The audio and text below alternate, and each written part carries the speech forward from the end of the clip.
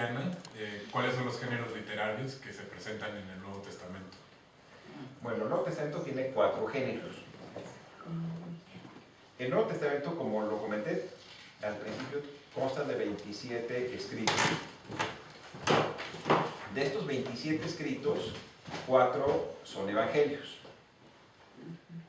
Mateo, Marcos, Lucas y Juan. Digamos, no están acomodados en su Biblia cronológicamente, sino en un orden que en algún momento se impuso y del que nadie sabe en realidad su origen. Como comenté, el primero de ellos en ser escrito es el Evangelio de Marcos, el último, Juan.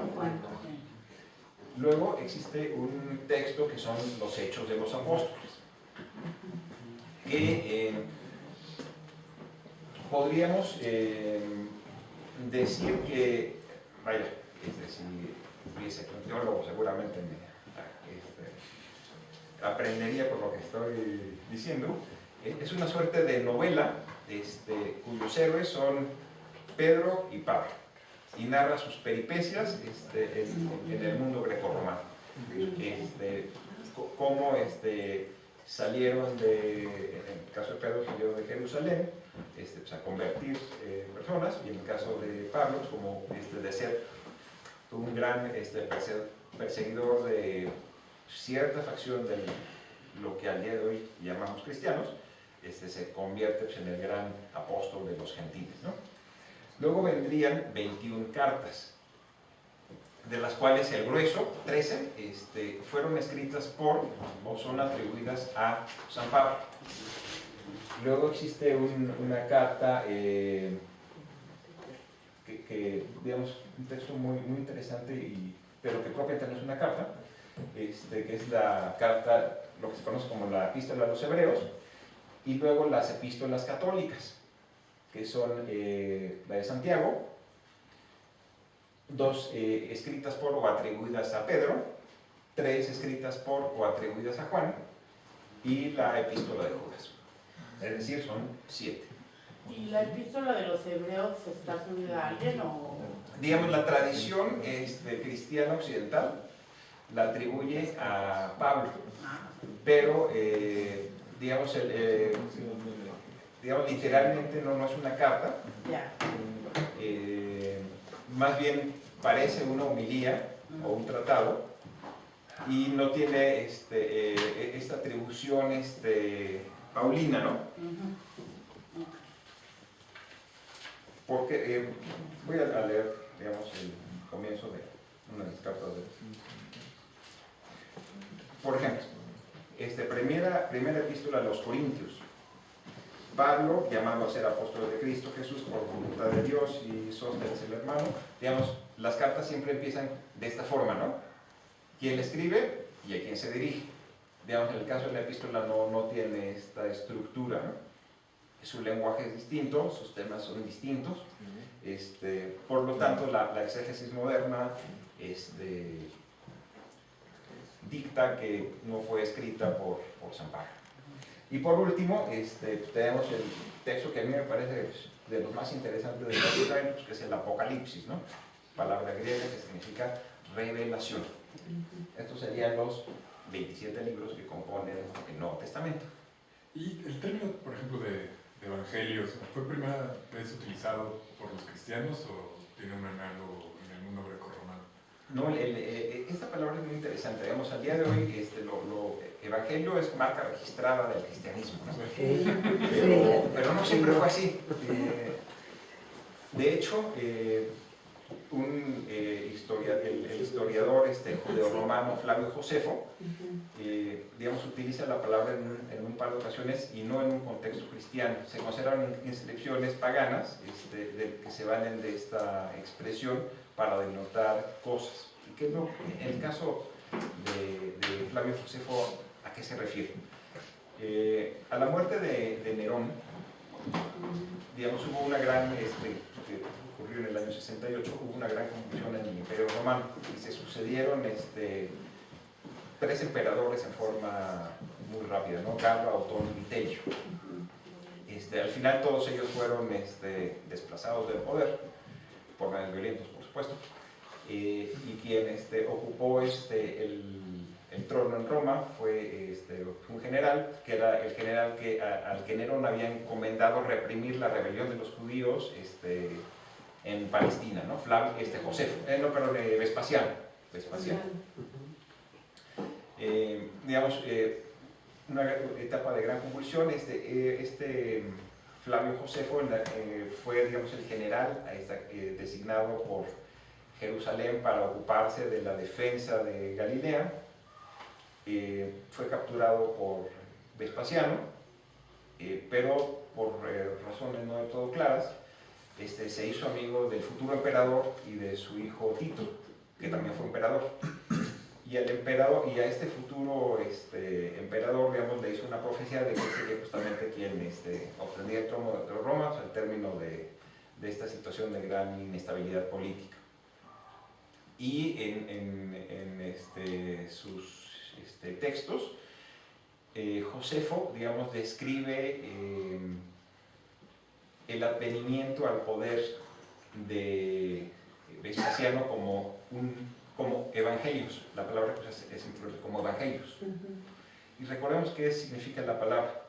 Evangelio significa una buena noticia o un buen mensaje. Entonces, los buenos mensajes que se debían dar era que finalmente Vespasiano había consolidado el poder en sí e iba a restablecer la paz del imperio. Eso es el sentido que se le daba en el mundo pagano. Era uno más de los signos que denotaban el inmenso poder de Roma, ¿no? En estos 4 evangelios. Una pregunta en ese contexto antes de pasar a otro tema. Si Vespasiano había ido a reprimir la revuelta en Jerusalén, ¿qué tan relevante era para el imperio, si consideramos que era muy extenso y sometía a varios pueblos, no nada más a Jerusalén? ¿Qué tan relevante era como para que el que después iba a ser emperador estuviera personalmente encargado de ese tema en particular? Bueno, Vespasiano, digamos, en algún momento dado, cayó de la gracia de Nerón. Supongo que no debe haber sido un jefe fácil, ¿no? Digamos, si Nerón lo rescata de su retiro y le encomienda la tarea de reprimir la rebelión de los judíos iniciada en el año 66. Él lo que hizo fue dirigir grandes cuerpos de ejército. Unos cuerpos legionarios partieron de lo que hoy es Egipto y otros del norte, de lo que ahora es Siria. Hicieron una pinza y literalmente trituraron la rebelión en unos cuantos años, ¿no? Vaya a decir, la rebelión empezó en el año 66, pero digamos ya el gran acopio de legiones para sofocar la rebelión, propiamente empieza en el año 68. O sea, se tardaron 2 años ahí en planificar la invasión, pero suerte fue un éxito desde los ojos de Roma absoluto, ¿no? De hecho, se conservan unas monedas que conmemoran justamente la captura de Jerusalén por parte de Roma, que tienen la leyenda de Judea Capta. Si me permiten un segundo, a ver si las encuentro un ejemplito aquí rápidamente.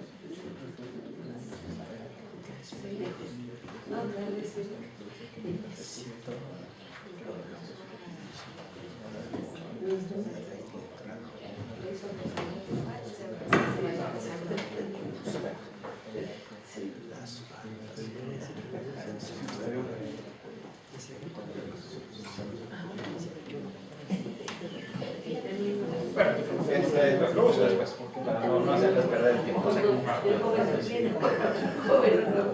Pero vaya, sí se consideró tan importante para el imperio que incluso hay, insisto, una emisión de monedas que tiene la leyenda Judea Capta, que dan cuenta a todo el imperio, porque antes circulaban por todo el imperio, sobre este evento político, ¿no? Pero sí, un poquito para comenzar a concluir. Sí. ¿Cuáles serían los cambios que proponían los protocristianos a través de este buen mensaje? Bueno, la aparición del mensaje de Cristo, digamos, tuvo, en términos de lo que narra el exégeta alemán Gerd Theissen, tres dimensiones, o reúne tres elementos. Un nuevo ethos significa uso o costumbre. Un nuevo mito y un nuevo rito. Digamos, el conjunto de estos elementos es lo que puede explicarnos, junto con, por supuesto, muchas otras consideraciones de orden teológico, sociológico, el éxito del cristianismo pues, en el Alto Imperio, ¿no? ¿Y qué entendemos por el ethos, ¿no? Digamos, la aparición de una nueva forma de relacionarse con los otros, con el resto de la comunidad de fieles, ¿no? En cuanto al tema del nuevo rito, digamos, su primera expresión la encontramos en la Epístola a los Corintios, con lo que al día de hoy conocemos como la institución de la Eucaristía, ¿no? Y el nuevo mito es pues, justamente pues, esta calidad salvífica que se dio pues, a este predicador itinerante que todos conocemos como Jesús de Nazaret, ¿no? Ok, perfecto. No sé si hay algo más que quieras Pues, contarnos. agradecerles su presencia, su paciencia, y pues, abiertos a las preguntas que quieran formular. Pues yo tengo dos preguntas. Para el derecho romano, ¿cómo se daban las sentencias? Por ejemplo, nos platicaba sobre el tiempo de Cristo. Cuando él está siendo juzgado por Poncio Pilato, él, bueno, tenemos el libro de Marcos, me parece que es el 15, nos habla sobre que soltaban a dos, bueno, soltaban a uno de los condenados, por así decirlo, que en este caso es Barrabás. ¿Cómo se daba el derecho romano para que cuando la gente quiere castigar a Cristo, ellos gritan que lo crucifiquen? ¿Cómo se daba el derecho romano para que, en este caso, Poncio Pilato diera como sentencia y se guiara por el pueblo para crucificarlo? Bueno, estos textos, digamos, los evangelios no son textos de historia, son textos que tienen un propósito. ¿Y ese texto cuál es? ¿Ese propósito cuál es? El de propagar la fe en el Cristo. Por lo tanto, siempre hay que tomarlos desde esta perspectiva, ¿no? E intentar separar cuáles son aquellos elementos que tienen o pudiesen tener un núcleo histórico y aquellos otros que tienen un carácter legendario, ¿no? O que tienen un propósito de legitimación ante un contexto social dado. Recordemos cuándo fueron compuestos, por ejemplo, los evangelios, del 70 al año 100, captura y destrucción de Jerusalén, año 70. Si tú formas parte de una comunidad de creyentes en Jesús de Nazaret y quieres difundir tu mensaje, ciertamente no es una buena estrategia el asimilarte por completo con el resto del pueblo judío. ¿Por qué? Pues porque acaban de ser reprimidos por Roma. Si ese mensaje pretendía tener una amplia difusión, requería elementos narrativos en el que se marcase, digamos, una separación de lo que hizo Roma y de lo que hicieron los judíos. Por eso, digamos, a la luz de lo que explicamos, de cuál era el papel de los magistrados romanos, ciertamente, digamos, esta actitud que podemos calificar de pusilánime descrita en los evangelios por parte de Poncio Pilato no tiene ningún sentido. Y más aún de que tenemos lo que narra Flavio Josefo, el historiador judío romano del que acabo de referirme, cuando él describe en términos atroces el ejercicio del poder por parte de Pilatos en Judea, ¿no? O sea, no era una persona que tuviese, digamos, la mano débil, ¿no? Digamos, crucificaba sin compasión y ordenaba exterminios masivos sin miramientos, ¿no? Entonces, estos episodios pudiesen tener más bien este carácter legendario y con el propósito de deslindar a la autoridad de Roma de la muerte del personaje al que este grupo de fieles adoraba. Y vaya, y el tema de la opción entre Jesús y Barrabás, ¿no? Al que algunas fuentes antiguas llaman Jesús Barrabás.